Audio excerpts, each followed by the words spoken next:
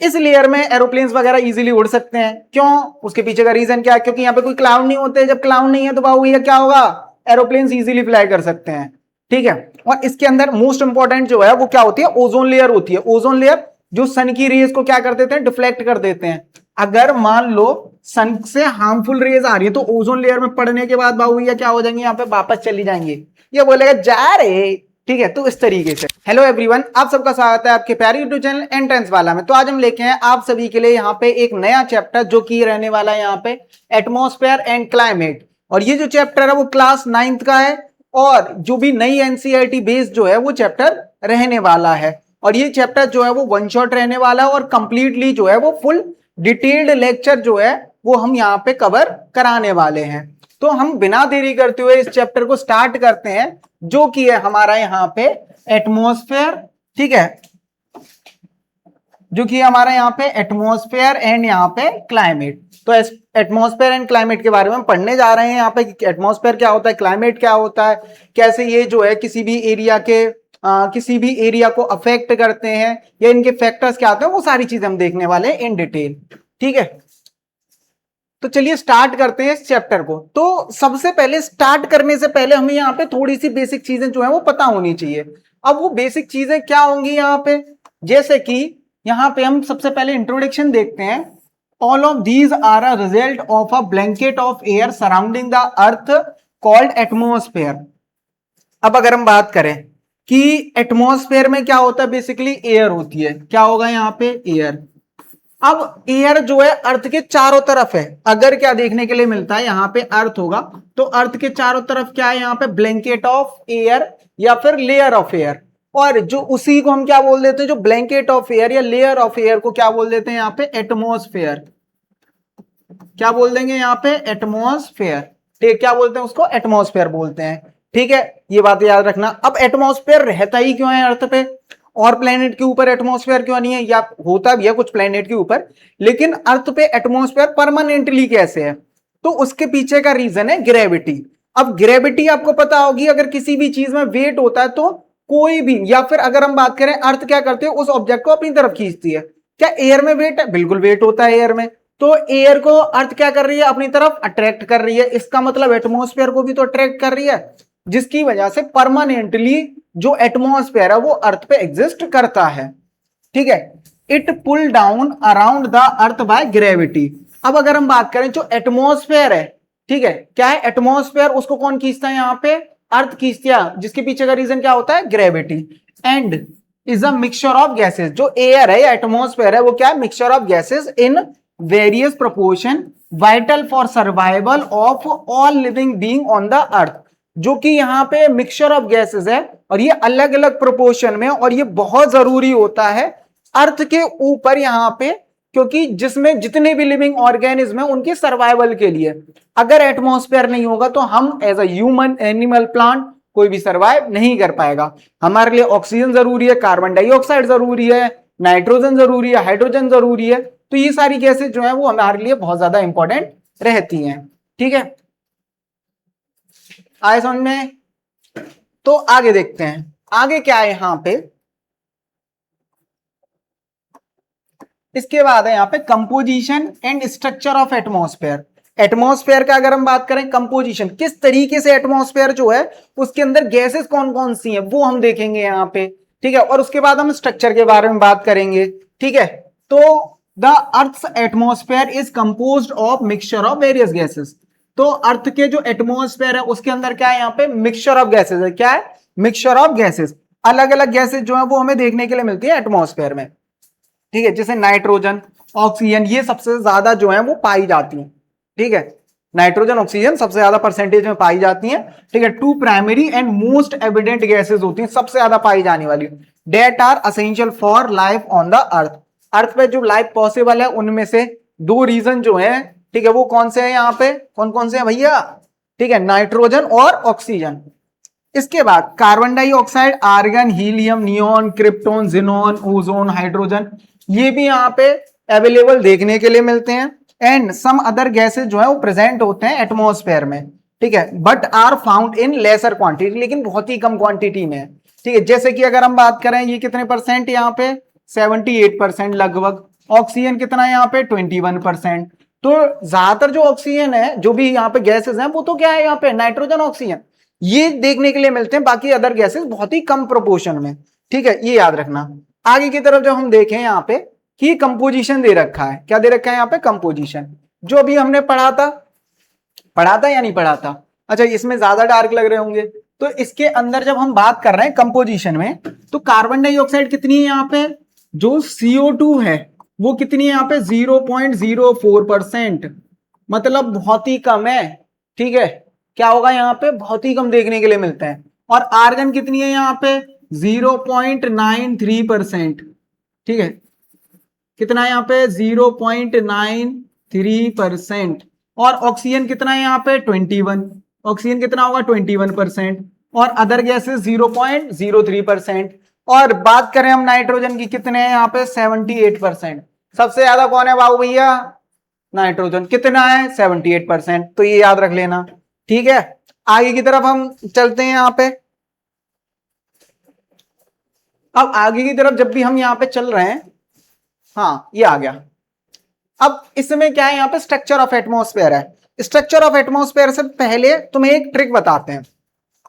अब वो ट्रिक क्या है, एक चीज याद रख लेना यहाँ पे, trust me in the exam.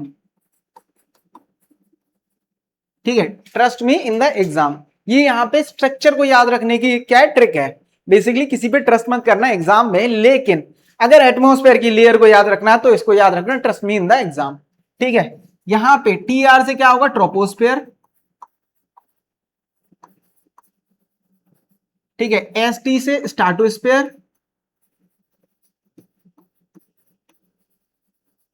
ME से मीसोस्फेयर,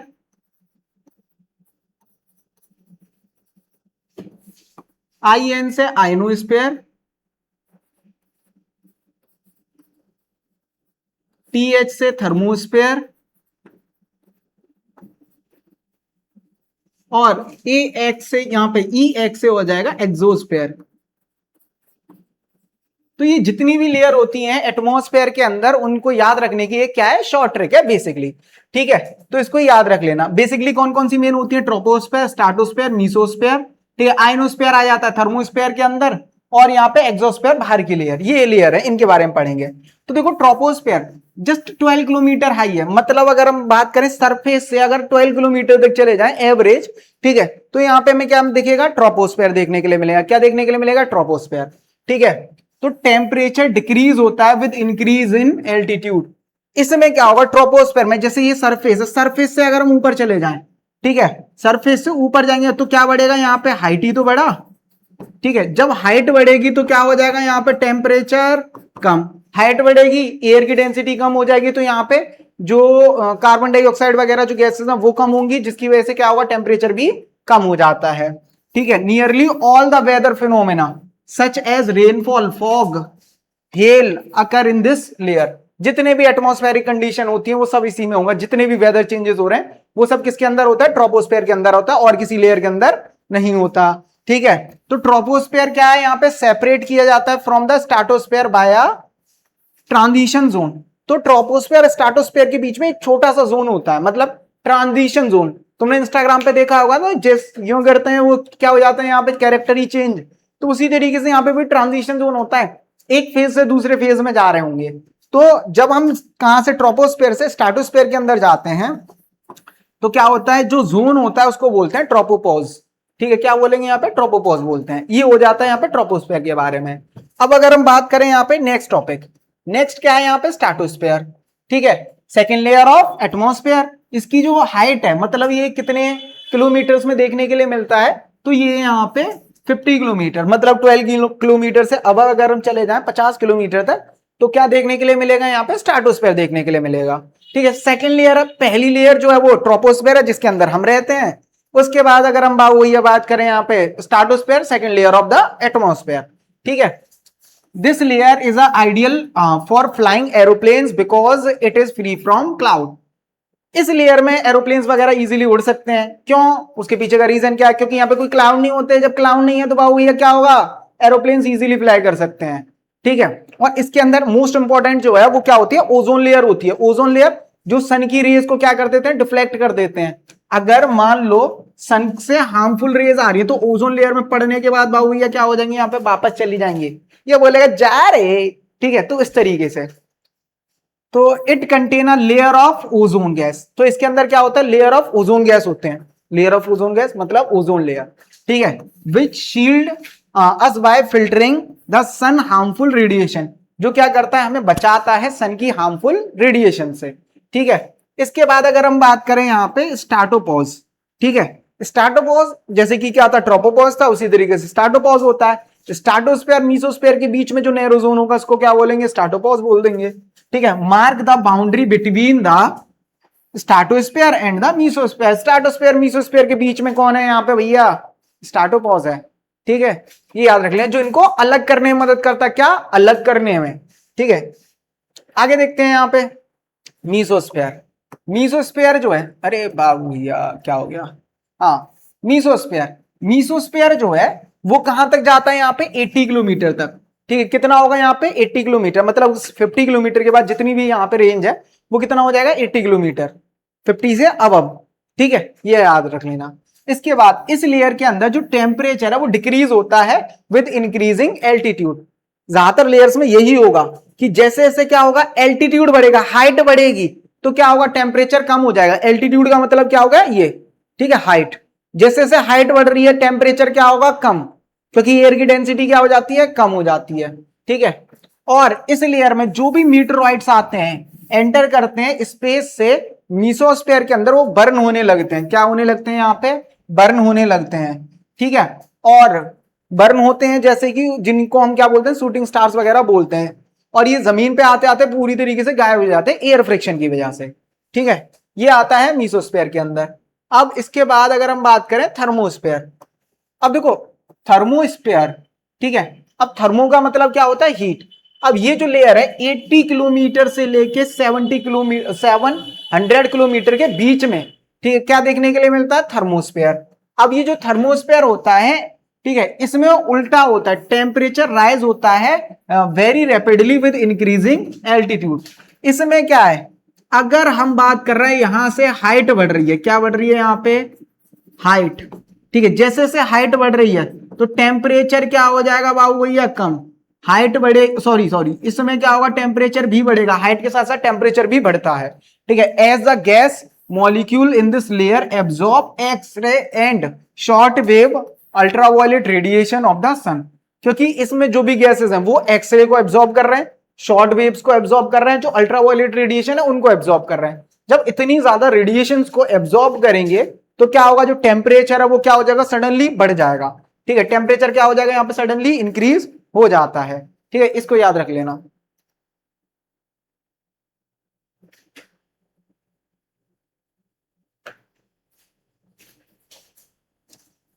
अब इसके बाद अगर हम बात करें, it also help with radio transmission by reflecting radio waves. ये क्या करता है, रेडियो ट्रांसमिशन में हेल्प करता है। रेडियो ट्रांसमिशन का मतलब क्या हो जाएगा यहाँ पे, अच्छा इसको थोड़ा सा कम ही करते ब्राइटनेस को। अच्छा, रेडियो ट्रांसमिशन का मतलब क्या होगा, जब हम क्या करते हैं, रेडियोस वगैरह जो होते हैं तो उन पे हम क्या करते हैं, जो भी जैसे तुमने 92.7 बिग एफएम ये सारी चीजें जो है सुनी होंगी, तो इसमें क्या होता है, जो टावर्स होते हैं एफएम टावर्स, तो वो क्या होगा, वहां से सिग्नल जाते हैं आइनोस्फेयर में, क्या होता है सैटेलाइट्स, वहां से क्या होता है रिफ्लेक्ट होकर हमारे डिवाइसेस तक आते हैं।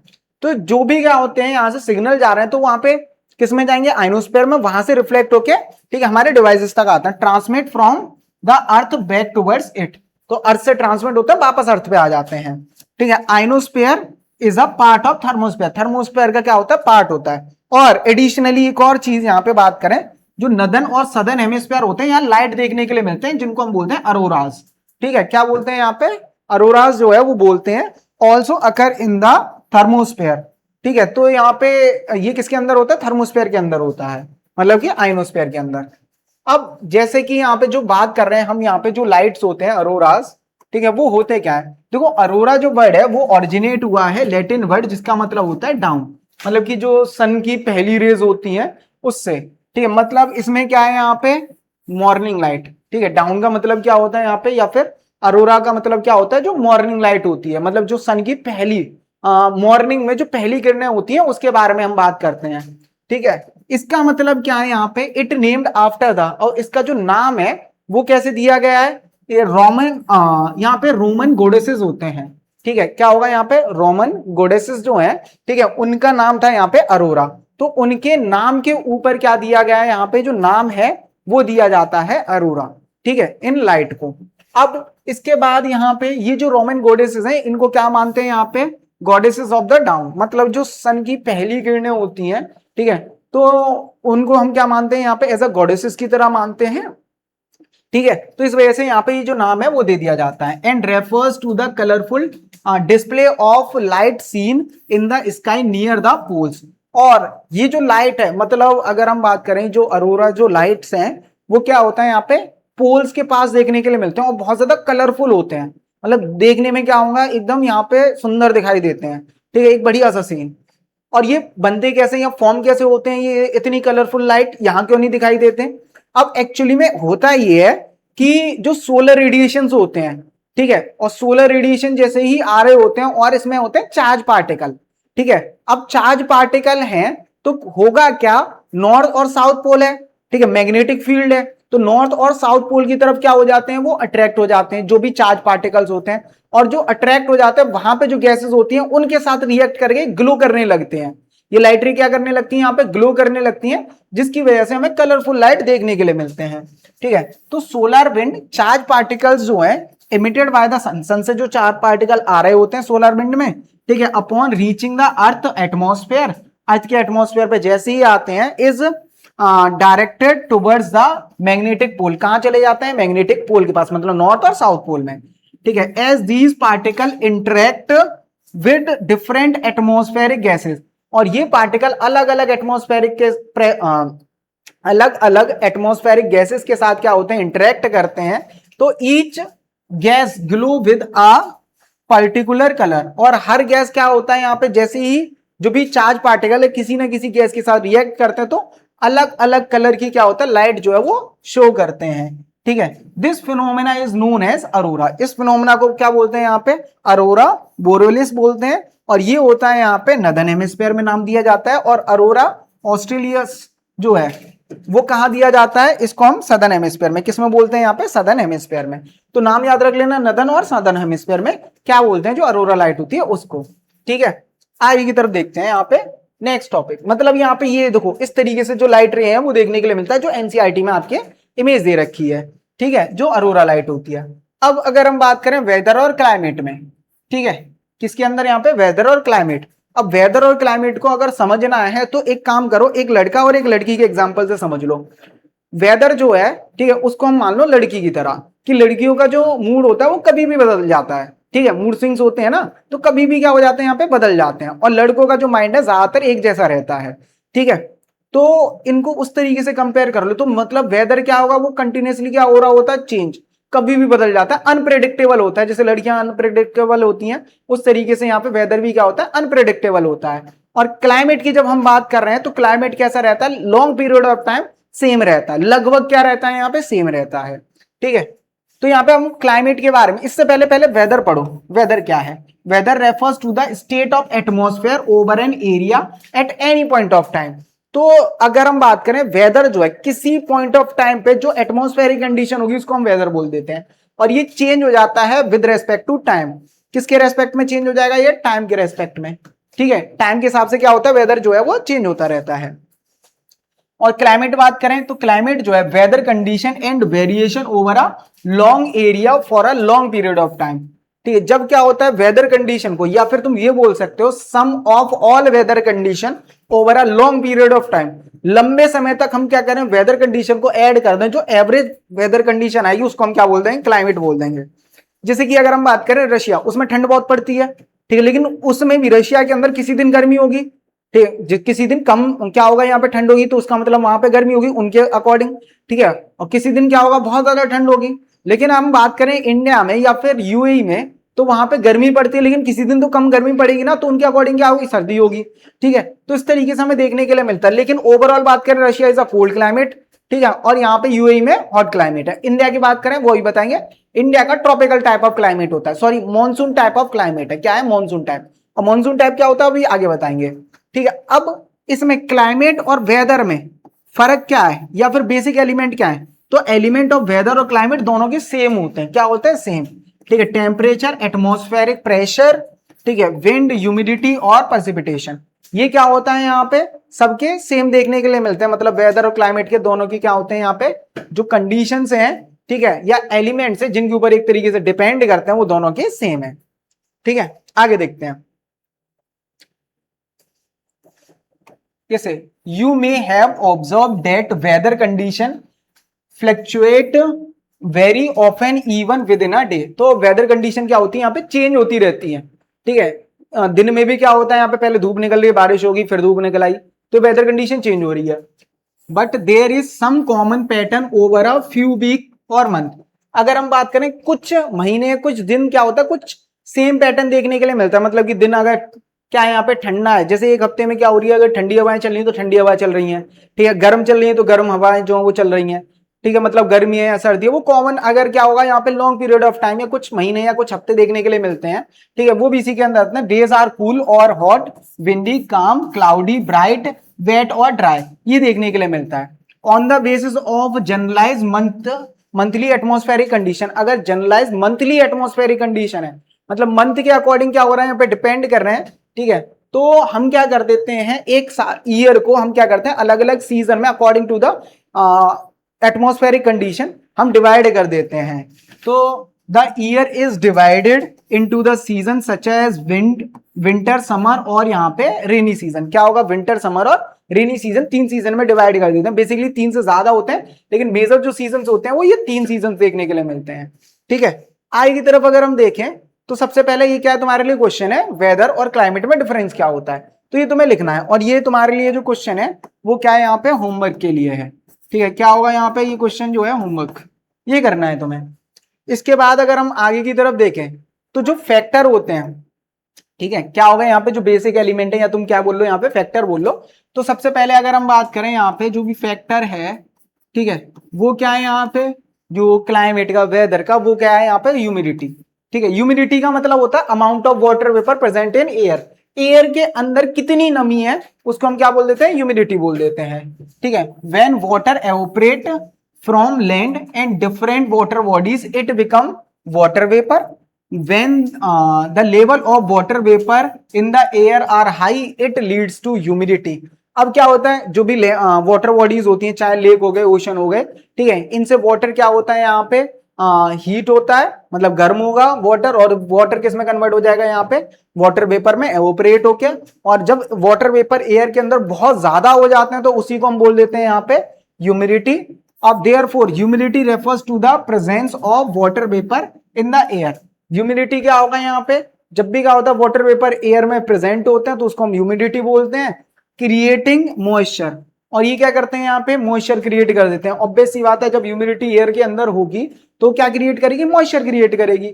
As the air gets warmer its capacity to hold moisture increase leading to higher humidity level. जैसे जैसे एयर गर्म होती है तो ज्यादा मॉइस्चर को वो कैरी करती है, और ज्यादा मॉइस्चर अगर कैरी होगा तो ह्यूमिडिटी लेवल क्या हो जाएगा यहाँ पे? बहुत ज्यादा हो जाएगा।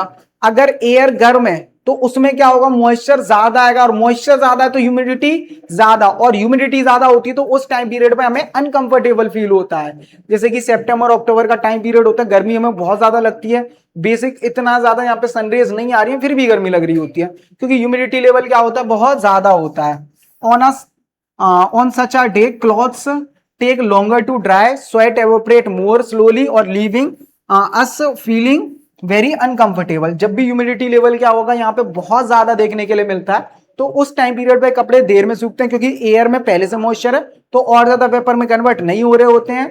और उसके साथ साथ अगर हम बात करें, ठीक है, कपड़े तो यहाँ पे देर में सूख ही रहे हैं, और हमारा जो स्वेट है, जो पसीना है, वो भी एवोपरेट बहुत धीरे होता है। मतलब पसीना आ रहा है लेकिन सूख कम रहा है, क्योंकि एयर में पहले से नमी, तो यहाँ पे वेपर में कन्वर्ट जो है बहुत ही स्लो होता है। और उसके साथ साथ बात करें कि हमें अनकंफर्टेबल फील होता है। ठीक है, जब भी ह्यूमिडिटी ज्यादा होती है, क्रिकेट वगैरह अगर तुम खेलो तो वहां पे भी क्या होगा? तुम्हें प्रॉब्लम क्रिएट होंगी, ठीक है, ह्यूमिडिटी की वजह से ये अनकंफर्टेबल जो है फील होता है। इसके बाद बात करें यहाँ पे प्रेसिपिटेशन। प्रेसिपिटेशन का मतलब क्या होता है? वाटर, ठीक है, किसी भी फॉर्म में ऊपर से नीचे की तरफ आ रहा हो उसको हम बोलते हैं प्रेसिपिटेशन। वो इन द फॉर्म ऑफ रेन हो सकता है, स्नो हो सकता है, हेल हो सकता है, ठीक है, ये देखने के लिए मिलता है। ठीक है, it occur when a part of atmosphere become saturated. अब क्या होगा जब हम बात करते हैं परसिपिटेशन में, तो ये क्या होता है, परसिपिटेशन क्या होता है, यहाँ पे ये पार्ट होता है एटमॉस्फेयर का become saturated with water vapour which condense and precipitate और fall on the earth due to gravity. तो जो भी क्या होगा यहाँ पे एटमॉस्फेयर में वाटर होता है वो कंडेंस हो जाता है और अर्थ की ग्रेविटी की वजह से वो नीचे की तरफ आ रहा होता है। This include drizzle, rain, snow, silt और हेल। ये क्या क्रिएट करता है यहाँ पे, ये इतने सारे जो फैक्टर्स हैं वो क्रिएट करता है, मतलब जिससे क्या होता है हल्की बारिश होगी, बारिश तेज हो रही होती है, स्नो होती है मतलब कि कॉटन की फॉर्म में, ठीक है, या फिर हेल वगैरह, ओले वगैरह जो है वो पड़ रहे होते हैं। तो ये एक चीजें हमें देखने के लिए मिलती हैं। जो मेन फैक्टर होता है that affect precipitation include prevailing wind. तो यहाँ पे कि जो विंड चल रही है किस डायरेक्शन में चल रही है, कितनी तेज चल रही है, वो यहाँ पे रीजन होता है परसिपिटेशन का। दूसरा रीजन क्या है यहाँ पे, माउंटेन्स। अगर माउंटेन से क्लाउड टकरा जाते हैं तो परसिपिटेशन ज्यादा होता है और सीजन डिपेंड करते हैं। जैसे रेनी सीजन में बहुत ज्यादा परसिपिटेशन होता है और अदर सीजन जैसे समर सीजन, विंटर सीजन, इनमें कम होगा। ठीक है, इसके बाद अगर हम देखें rain, rain most common form होता है यहाँ पे precipitation and lower the temperature of a place. जिस जगह मतलब क्या होगा, सबसे ज्यादा precipitation in the form of rainfall होता है, इसीलिए परसिपिटेशन को हम रेनफॉल से कंसीडर करते हैं। और जो भी अगर हम बात कर रहे हैं यहाँ पे रेनफॉल की, तो रेनफॉल जो है वो क्या होगा यहाँ पे किसी भी एक पर्टिकुलर प्लेस पे होता है तो टेम्परेचर को क्या कर देता है, बहुत ज्यादा कम कर देता है। टेम्परेचर क्या हो जाएगा यहाँ पे, बहुत ज्यादा कम हो जाता है। ठीक है, जैसे गर्मियों के मौसम में एक साथ जब बारिश हो जाती है तो टेम्परेचर में थोड़ा सा रिलीफ देखने के लिए मिलता है। ठीक है, a long absence of rainfall result in dry climate. और लंबे समय तक अगर कोई भी बारिश नहीं हो रही है तो क्लाइमेट कैसा हो जाएगा, ड्राई हो जाता है। ठीक है, क्योंकि यहाँ पे जो भी लैंड होती है वो क्या हो जाएगी, ड्राई हो जाएगी। एयर के अंदर भी मॉइस्चर क्या होगा, कम होगा, जब बहुत लंबे समय से बारिश नहीं हुई है तब। ठीक है, इसके बाद जो नेक्स्ट टॉपिक है वो है एटमॉस्फेरिक प्रेशर। ठीक है, क्या है एटमॉस्फेरिक प्रेशर। अब देखो एटमॉस्फेरिक प्रेशर को जानने के लिए सबसे पहले अगर हम इसको थोड़ा सा हटा देते हैं। अब देखो एटमॉस्फेरिक प्रेशर होता क्या है, जैसे अगर यहाँ पे सन है, ठीक है, ऐसे तो नहीं होता बेसिकली, और यहाँ क्या है, यहाँ पे तुम्हारा एयर देखने के लिए मिल रही है, यहाँ पे लैंड मास है, क्या है यहाँ पे लैंड। और अगर हम बात करें इसके अंदर तो यहाँ से सनरेज जो है वो क्या है, आ रही होंगी। जब सनरेज आ रही होंगी एयर मासेस होंगे। ठीक है, क्या होंगे यहाँ पे, एयर मासेस। ठीक है, अब जो एयर मासेस हैं तो ये जो पार्टिकल्स होंगे ये क्या होते हैं, यहाँ पे हीट हो जाते हैं। ठीक है, जैसे ही क्या हो जाएंगे, गर्म हो जाएंगे, तो जो हॉट एयर होती है क्या होगा यहाँ पे, हॉट एयर। तो हॉट एयर क्या होती है, राइज होती है। क्या होती है यहाँ पे, हॉट एयर राइज। राइज का मतलब ऊपर उठती है, तो ये हॉट एयर क्या हो जाएगा, ऊपर उठ जाएगी। अब यहां से पार्टिकल्स क्या हो गए, चले गए। पहले यहाँ पार्टिकल्स थे और पार्टिकल्स यहां से क्या हो गए, बाबू भैया चले गए। अब यहां से पार्टिकल चले जाएंगे तो यहाँ प्रेशर कैसा होगा, लो। ठीक है, अगर कोई भी इंसान एक चेयर पे बैठा वहां से उठ के चला जाए, चेयर पे प्रेशर कैसा होगा, लो होगा ना। तो यहाँ पे क्या है, प्रेशर लो। ठीक है, और ये जो एयर पार्टिकल थे ये क्या करते हैं, यहाँ पे डाइवर्ज कर जाते हैं। ठीक है, ये इधर भी चले जाएंगे, इधर भी चले जाएंगे। मान लो ये पार्टिकल यहाँ और फिर नीचे क्या कर गए, सबसीड कर गए, मतलब इस जगह पे पार्टिकल्स आ गए। ठीक है, अब इस जगह पे पार्टिकल्स आ जाएंगे और यहां से पार्टिकल चले गए। अभी थोड़े टाइम के लिए इसको क्या कर देते हैं, यहाँ पे गायब कर देते हैं। अब यहां पार्टिकल आ गए, यहां प्रेशर कैसा है, हाई प्रेशर, और यहां प्रेशर कैसा है, लो। अब पार्टिकल कंटिन्यूअसली ऊपर से आते जा रहे हैं तो यहां पे क्या होगा, ऊपर से जैसे ही पार्टिकल्स ये जो हैं आ रहे हैं, ठीक है, यहां पे पार्टिकल्स आ रहे हैं तो ये इसको क्या करेंगे, यहाँ पे ऊपर प्रेशर लगाएंगे और ये जो जितने भी यहाँ पे पार्टिकल्स थे वो मूव करना स्टार्ट कर देंगे ना। ऐसा कर लो, एक बर्गर ले लो पूरा भरा हुआ और उसको ऊपर से दबाओ तो मटेरियल साइड में चला जाएगा। तो उसी तरीके से यहाँ पे प्रेशर पड़ रहा है तो ये आगे की तरफ, इधर की तरफ आएंगे और कहाँ आएंगे, जहां इनको जगह मिलेगी। जहां जगह मिलेगी उधर की तरफ मूव करने लग जाएंगे। तो हाई प्रेशर से पार्टिकल कहाँ जा रहे होंगे, लो प्रेशर की तरफ। हाई से कहां जा रहे होंगे, ये लो प्रेशर की तरफ। तो इसका मतलब जो विंड है, विंड हमेशा कहां चलती है, हाई प्रेशर से लो प्रेशर। क्या होगा, विंड कहां चलेगी, यहां पे विंड हमेशा हाई प्रेशर से लो प्रेशर की तरफ। ठीक है, विंड हमेशा हाई प्रेशर से लो प्रेशर की तरफ चलती है, ये याद रख लेना। ठीक है, अब अपने टॉपिक पे वापस आ जाते हैं, जो टॉपिक था हमारा उस पे वापस आते हैं। अब देखो इसमें क्या क्या लिखा हुआ है, atmospheric pressure, the pressure exerted by the weight of air on the earth surface called air pressure. Air की वजह से जो प्रेशर लग रहा है, एयर में क्या होता है वेट, और जो वेट अगर किसी भी चीज में तो ऑब्वियस सी बात है वो प्रेशर लगाएगा। और जो एयर क्या करती है यहाँ पे प्रेशर लगाती है किसके ऊपर, यहाँ पे हमारी अर्थ के ऊपर, उसको बोलते हैं एयर प्रेशर, एटमॉस्फेरिक प्रेशर। अगर यहाँ पे it is highest at sea level and decrease with altitude. अब जैसे जैसे हम क्या कर रहे हैं सरफेस से ऊपर की तरफ जा रहे हैं तो यहाँ पे क्या होगा, हाइट जो है वो क्या हो जाएगा, बढ़ जाएगी। ठीक है, हाइट क्या होगा, इंक्रीज। जैसे जैसे सरफेस से अगर ऊपर की तरफ जाएंगे हाइट क्या होगी, इंक्रीज। जब हाइट इंक्रीज होती है तो जो एयर है, एयर की जो डेंसिटी है वो क्या हो जाएगी यहाँ पे, कम। और एयर की डेंसिटी कम तो मतलब प्रेशर कम। ठीक है, horizontally the distribution of air pressure is influenced by the air temperature at a given place. जो डिस्ट्रीब्यूशन ऑफ एयर प्रेशर होता है वो एयर टेम्परेचर के ऊपर डिपेंड करता है। जिस हिसाब से टेम्परेचर होगा उसके हिसाब से यहाँ पे प्रेशर होगा। टेम्परेचर ज्यादा है तो जो प्रेशर है वो लो होगा, टेम्परेचर कम है तो हाई प्रेशर होगा। इतना याद रखना। इन एरिया विद हाई टेम्परेचर, एक ऐसा एरिया जहां पे टेम्परेचर क्या है, ज्यादा है, air heat up and rise. तो यहाँ पे एयर क्या होती है, हीट होती है और क्या होती है, ऊपर की तरफ उठना स्टार्ट हो जाती है। ठीक है, this create a low pressure. और जैसे जैसे क्या होगा, एयर ऊपर उठेगी, जहां से एयर चलेगी वहां पे लो प्रेशर, जो मैंने अभी पहले बताया था। ठीक है, इसके बाद यहाँ पे लो प्रेशर एरिया हो जाएगा। तो low pressure area associated with cloudy sky और वेट वेदर। अगर लो प्रेशर एरिया होता है तो वहां पे क्लाउडी स्काई मतलब क्लाउड होंगे, और वेदर कैसा होगा, वेट। वेट का मतलब थोड़ी सी नमी होगी उसमें। In area with low temperature air is cool. अगर जिस एरिया में टेम्परेचर कम होता है वो एरिया क्या होता है यहाँ पे, ठीक है, हाई प्रेशर होता है और कूल क्लाइमेट होता है। मतलब जहां पे प्रेशर कैसा है, हाई है। ठीक है, सॉरी, यहाँ पे अगर लो टेम्परेचर है तो एयर कूल होती है और प्रेशर क्या होगा, हाई। यहाँ पे क्या होगा, high pressure.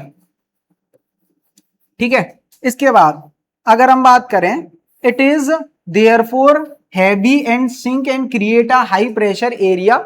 High pressure is associated with clear and sunny sky.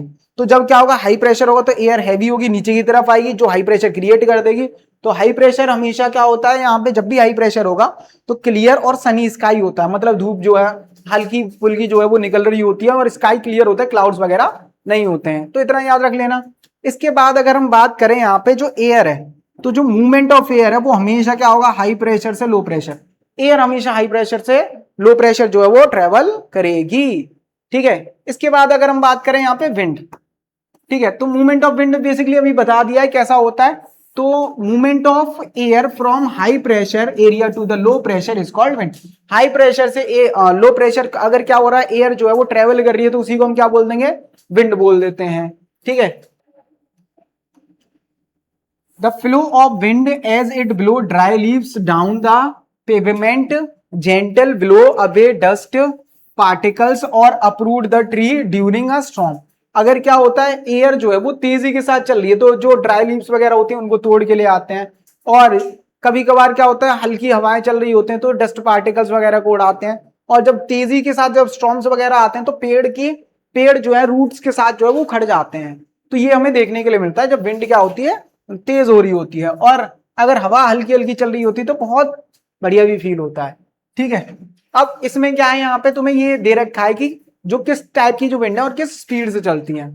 ठीक है, तो अगर हम बात करें यहाँ पे जो काम एयर होती है, काम एयर का मतलब क्या है, यहाँ पे जो ठंडी हवाएं हैं क्या है, ठंडी, वो बहुत ही आराम से चल रही है। तो ये 0 से 1 किलोमीटर पर आवर की स्पीड से इसमें काम स्मोक राइज वर्टिकली, स्मोक ऊपर जाता है, धीरे धीरे जो हवाएं चल रही होती हैं। ठीक है, लाइट ब्रिज मतलब ये जो है वो क्या होगा यहाँ पे, ये तो बहुत ही धीरे चल रही है जो हमें बहुत ही कम फील होगा। लेकिन अगर हम बात करें जो लाइट ब्रिज होती है इसको हम फील कर सकते हैं अपने फेस पे, मतलब ठंडी ठंडी जो हवाएं आ रही होती है हमारे फेस पे। ठीक है, जैसे कि तुम्हें किसी को देखने के बाद तुम्हारे चेहरों पे जो स्माइल, जो हवाएं चल रही होती हैं, जो तुम फील करते हो उस तरीके से। ठीक है, ये क्या होता है यहाँ पे, leaves rustle and ordinary vanes move by wind. तो यहाँ पे क्या होगा, ऑर्डिनरी वेन जो है वो क्या होता है, विंड से मूव करने लगती हैं। ऐसा मान लो कि छोटे छोटे पत्ते जो हैं या हवा, जो पेड़ के क्या होते हैं यहाँ पे जो पत्ते होते हैं वो क्या कर रहे हैं, यहाँ पे मूव कर रहे होते हैं एयर की वजह से। बहुत ही जेंटल चलती है और इसकी स्पीड 6 से 11 किलोमीटर।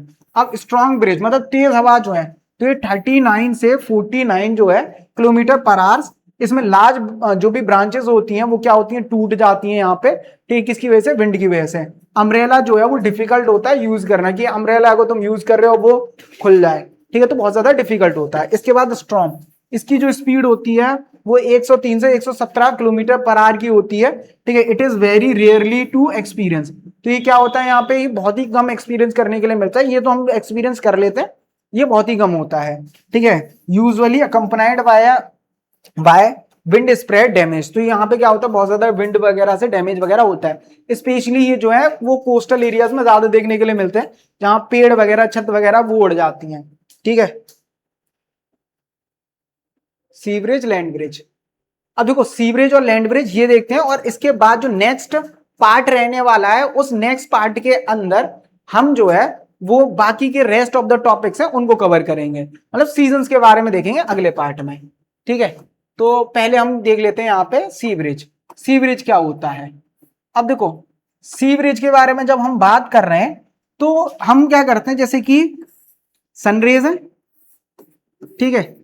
अब सनरेज क्या होगा यहाँ पे, यहां हम लैंड मान लेते हैं, और हम क्या कर लेते हैं, वाटर जो है यहां हम वाटर मान लेते हैं, यहां क्या है, सी, और यहां पे लैंड मास, ठीक है। अब जितनी जल्दी जो जमीन है या फिर सॉइल है वो गर्म होती है, उतनी जल्दी ठंडी हो जाती है, ये बात याद रखना बस। तो यहाँ एयर पार्टिकल जो पहले की जैसे ये क्या होंगे, राइज होंगे, जैसे ही क्या हो जाएगी यहाँ पे जो एयर है वो क्या हो जाएगी, यहाँ पे हॉट हो जाएगी, या हॉट एयर बात करें तो राइज होगा, ये क्या करेगा, मूव करेंगे, ठीक है। और यहाँ पे जो एयर होगी ये पार्टिकल नीचे आ जाएंगे।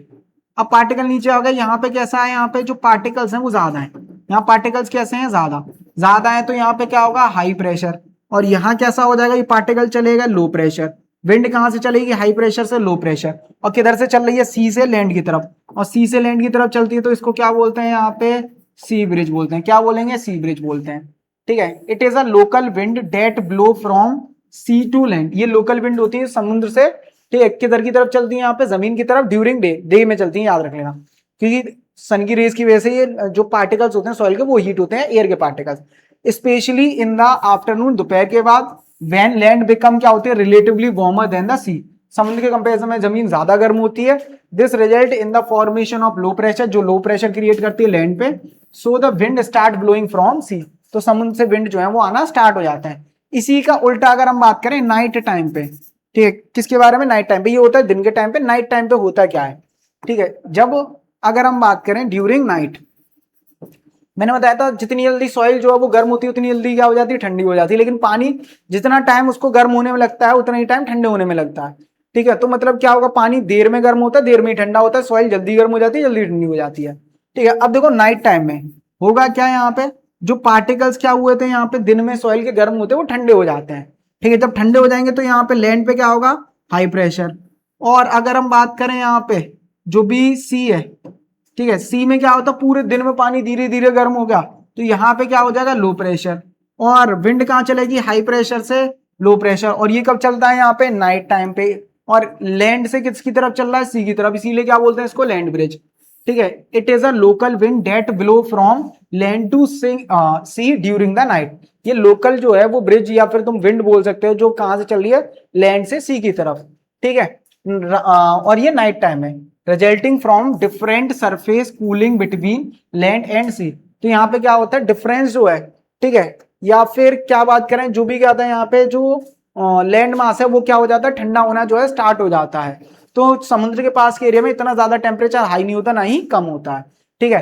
तो लैंड कूल फास्टर देन सी, ठीक है, एट नाइट, नाइट में जमीन जो है वो जल्दी क्या होती है, ठंडी हो जाती है समुद्र के कंपेरिजन में, since the difference in temperature and air pressure, temperature air pressure में जब भी डिफरेंस होता है तो सी और जो लैंड है, ठीक है, जब भी क्या होगा, टेम्परेचर डिफरेंस होगा तो सी और किसके अंदर, लैंड के बीच में, तो क्या हो जाता है, लो प्रेशर क्रिएट हो जाता है, कहां पे, सी पे, और हाई प्रेशर होता है लैंड मास पे, तो विंड कहां से चलती है, यहाँ पे हाई प्रेशर से लो प्रेशर, ठीक है। तो क्या हो जाएगा, यहाँ पे लो हो जाएगा डिफरेंस, तो विंड जो है वो क्या होगा, स्पीड लो, और हाँ ये याद रखना टेम्परेचर डिफरेंस इतना ज्यादा भी नहीं होता है, यहाँ पे जो लिखा हुआ है उसको मतलब उसका मतलब क्या है कि जो टेम्परेचर डिफरेंस है वो इतना ज्यादा नहीं है, और टेम्परेचर डिफरेंस इतना ज्यादा नहीं होता तो प्रेशर डिफरेंस भी क्या होगा, बहुत ही कम, और प्रेशर डिफरेंस अगर कम है तो हवा का जो भी स्पीड होगी, जो एयर की स्पीड होगी वो भी कम हो जाएगी, ठीक है, तो इतना जो है वो याद रख लेना।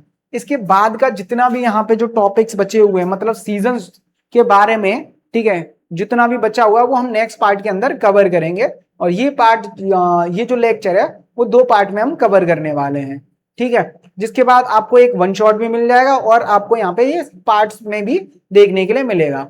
और इसी तरीके से अगर आपको यहाँ पे 9th क्लास का जो भी कंटेंट है एसएसटी का वो चाहिए, तो इस चैनल को बस सिंपली क्या करना, लाइक करना, शेयर करना और सब्सक्राइब जरूर करना, ठीक है। इसी तरीके के कंटेंट के लिए हम यहाँ पे बाकी के जितने भी एसएसटी के चैप्टर्स हैं वो बहुत जल्दी लेके आएंगे।